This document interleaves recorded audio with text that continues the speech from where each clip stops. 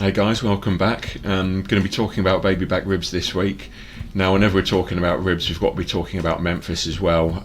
Real classic cut down there. Memphis is home to one of the biggest barbecue competitions in the world, at the Memphis in May festival.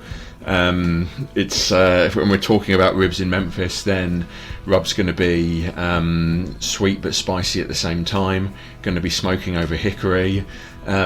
Huge debate as well in Memphis with people having preferences for wet and dry ribs. So wet where you're sourcing the ribs for like before, during and after the cook process, whereas dry is about just a dry rub before the cook and then finishing off with a little bit of a dry rub as well. So I'm actually going to be trying both of those methods today.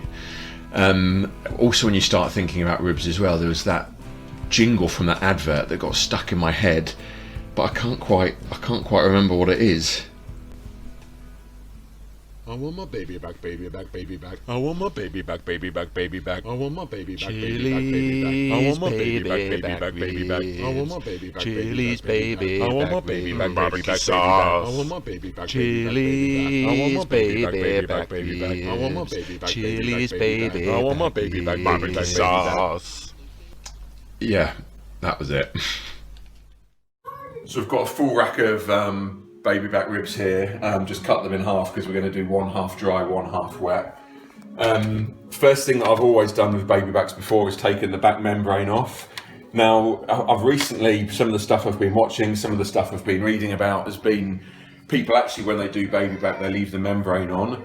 The logic behind that being apparently it allows you to lock the moisture a little bit more. Other people just dismiss that and say if you've got a restaurant and you're knocking out hundreds of racks a day, then it's a lot of effort to take the membrane off every rack.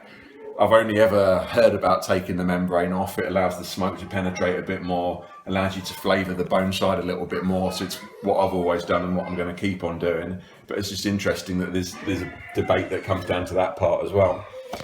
So to get started, you just need a flat end knife, get to the first bone, and you just start to pick away a little bit, and you'll gradually begin to expose this papery element here, and just start to pull it back. Sometimes you get lucky, it comes off in one go. Sometimes it's little bits and pieces.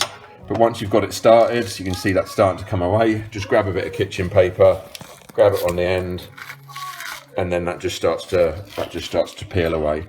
So you just want to take that membrane off. It's also really leathery to eat as well, so nobody wants it on their finished product. And there you go, nice and lucky, all in one go today. That's the whole membrane off. Those are ready to be rubbed. I'll just do the second set and second rack, then I'll talk you through the rub. So the rub is like heavily Memphis inspired, so it's got that sweet and spicy, really heavy on the paprika as well, because that will give it that nice sort of like dark red, rich mahogany finish. I've got a basis of the rib. Some of it I was just getting ideas from pitmasters. I've used elements out of the grill stock book. In the Reds book, and it's something that I've seen before as well, people putting on like French's yellow mustard just to help the rib bind a little, the rub bind to the rib meat a little bit more. So I'm going to be giving that a go as well. Both racks are going to be prepped with exactly the same rub. The only real difference between that wet versus dry is going to come with the dry finish on the dry rack at the end, and then the wet ribs being cooked with the sauce as we go through the smoke. So I'm just going to start off with some of the Frenches. So just a bit of a nice, actually running low on Frenches, stick that to the shopping list. Okay, no, that's all right. We've got enough there, so that's cool. So just going to smear this on front and back. And pinch a little bit off there. Love Frenches. Salt, white sugar, brown sugar, garlic powder, onion powder, loads of paprika, chili powder, cayenne, and black pepper. I think that is everything. Yeah, sounds about right. So, just going to season this on quite liberally.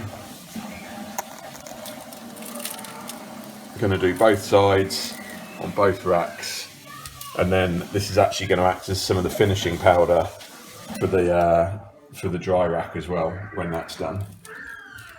So we'll just get these 2 sets prepped up, and then we'll fire up the smoker. And I'll talk you through the wood actually, because we've got a Memphis theme to the wood today, and I've just received a new shipment of wood as well, which is quite exciting. Got a few nice packs here that I'll just quickly talk you through. So we've got some apple wood, pretty nice, widely available.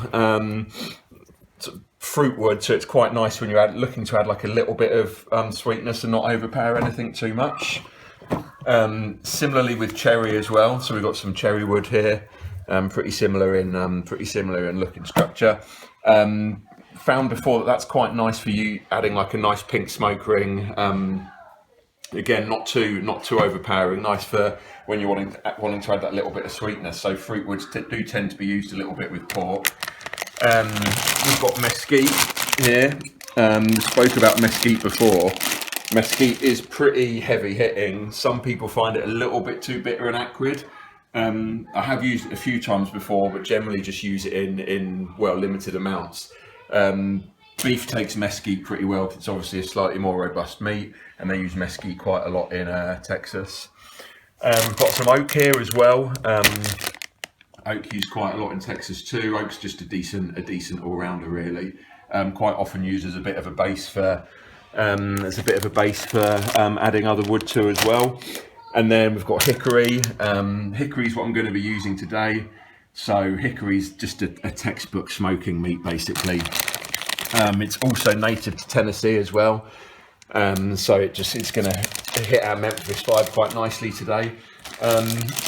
Because I'm obviously not cooking on a massive pit, I've taken some of these bigger chunks and just cut them down slightly. So I'm going to be using a few chunks of hickory, and I'm going to be going with about sort of like 2/3, 1/3 hickory and a bit of cherry as well, just to add in that little bit of extra sweetness, and to just try and get a nice pink smoke ring coming through as well. I'm not going to talk you through this setup today because it's just exactly the same as usual. It's at 120 degrees at the moment. It's about 245 Fahrenheit, so we're ready to go. So I'm just going to start off by putting the wood on. So we've got the hickory and the cherry wood that we're going with today. So let's just get this on here. The more I do this, the more asbestos-like my hands get. So that's good news. Cool, so that's on there. We'll just let that smoke start to come through. So I'll just talk you through the ribs now, the last thing that we're going to do for them. So I'm just going to grab my spritz. So the ribs, the rub's setting quite nicely to the ribs now. I've just got a little apple cider vinegar and water spritz here because some of the vinegar in there, some of the acidity, that's just going to help keep the meat tender, and just a bit of extra moisture on the ribs as well. So we're just going to get that final bit of spritz onto there. Smoke's pluming through quite nicely now, so I'm going to get the ribs straight onto the grill. So they're going to get smoked for the first hour. I've then got a couple more lumps of hickory and another lump of cherry that I'll put on at hour 1. So they'll get smoked for about 2.5 hours in total. I'll then wrap them at that stage. So I won't bother showing you the second wood load, but I'll come back when we start to wrap, because that's when we're going to start to pull apart the difference between the wet versus dry. Making up the sauce now for the wet ribs. Just going with Bullseye barbecue sauce. I've used this a few times, quite like it. So what we need is enough to sort of like baste it, slather it all over the ribs during and then after the cook as well. So I'm gonna, to be honest, there's not that much left in here, so I use everything that's in here at the moment, which is just under 100 ml. And then I was reading about this in the this was in the Red's book, I think, the Red's True Barbecue book, just talking about putting a little bit of bourbon in. So I'm just going to put a little bit of dash of bullet in there as well, just to give it a bit more of a bit more southern flair, I guess. So I'm just going to pour a bit of a dash in to your personal flavour, I guess. I've never done that before, so God knows what will happen. Give it a quick whiz round. It's obviously going to make it a little bit thinner, but that's just going to help with the application of it as well. And yeah, I use quite a lot there. We'll see how that works out. Been in the smoke for 2 hours now. So we're just going to flip them, well, give them another spritz, then flip them, and then give them half an hour more before we wrap them. So let's just let the smoke clear. Yeah, looking pretty decent now, a bit of a bark forming, so let's just spritz them up a bit more. pop that down to one side. Let's flip them with the tongs. Looking right. Spritz on the underside as well. So just keeping it really nice and moist in there. That acidity just helping keep the meat tender as well. Cool. We'll give that another half an hour meat down, and then we'll wrap them. So what I'm going to do now is I'm going to pull them off and put them in the foil parcels. I think most people foil the ribs. I mean, again, I think the logic to it is that it allows you to keep some of the moisture in there, keeps them tender, and also because ribs, there's not that much meat on them at the end of the day, so it also protects them from getting over smoked and too discoloured and too blackened as well. So one of them's going to get the sauce all over it, so that's going to obviously be the wet ribs. Both of them are going to get a spritz in the bottom though to lock a bit of more moisture into that parcel. So I'm just going to grab them off now.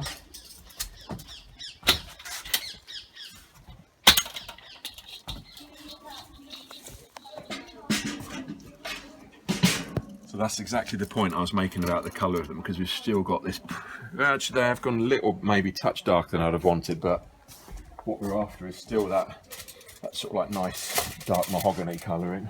Just still looks like we've got a fair bit of that to play with. Yeah, this rack, which is slightly bigger, has got a bit more, that's going to retain its colour a bit more. So I think what I'm going to do is I'll go wetter on the bigger rack. So we're just gonna basically just get this sauce all over there.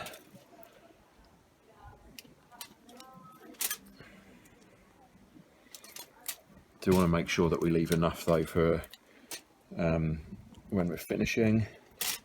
So that's all good. And then within both of these, just want to make sure that I'm locking a lot of moisture in at the same time before we wrap them. So I just finished doing this, and then we'll get these wrapped up back onto the grill, and then they'll sit in the foil parcels for about another hour before we take them off and finish them. I've just pulled both racks off the grill. Here's the dry rack here, so it's still pretty moist in there because of the spritz that we put in there. That's going to go back on for another 15, and that'll dry up even more. And then over on this side we've got the wet rack. So that's going to get another coating of the sauce, and that will go on too. And you can see how the rib meat's starting to come away from the bone slightly, so that's a good sign that it's getting nice and tender. So if we just push that through, that's falling through the bones now, so that's getting there. So another coating of the sauce on here, back on the grill. It's about 15-20 minutes. We'll pull them off and see what they're all about. Just going to whip the lid off and place that on top of the kettle. Okay, so wet rack's looking pretty decent. It's got a nice sheen to it. Dry rib obviously looking pretty dry. But let's get these off and see what we've ended up with. We'll just check the tenderness before we just in between the ribs, giving that a poke. Looks like that's breaking up quite nicely. And now let's do the wet rack as well. Interestingly, the wet one has come away from the bones a little bit more. They've had about 4.5 hours in total now, so we're just going to get them back into the kitchen and finish them up. Pretty happy with the wet rack. If you want to come in and have a look, it's quite a nice mahogany look on them. The dry ones are a little bit darker than I'd want them to be, so I'll probably wrap those a little bit sooner next time. So I'm just going to finish the dry ones off with a bit more of the initial rub. So let's just get that within there, and that will just give that a nice dry finish. So here's my dry rack, and then the wet rack's just going to get one final layer of sauce just to bring that gleam nice and shiny, and just finish off that look quite nicely. So those are those set. I'm just going to cut them up, see how we're doing for tenderness. It's interestingly, the wet rack, that's more or less just coming away immediately. You can see a nice pink smoke ring in there as well. What we're looking for is not falling off the bone, a little bit of tension and a bit of tug. Just like that basically. So not completely falling off, but if we force it, it will, and nice and tender. On the dry rack, interestingly, a little bit tougher, are they? Oh, they're still coming away quite nicely. It's just cut through there. Again, nice smoke ring. Actually, this one is pretty tender. We can just pull that straight off the bone.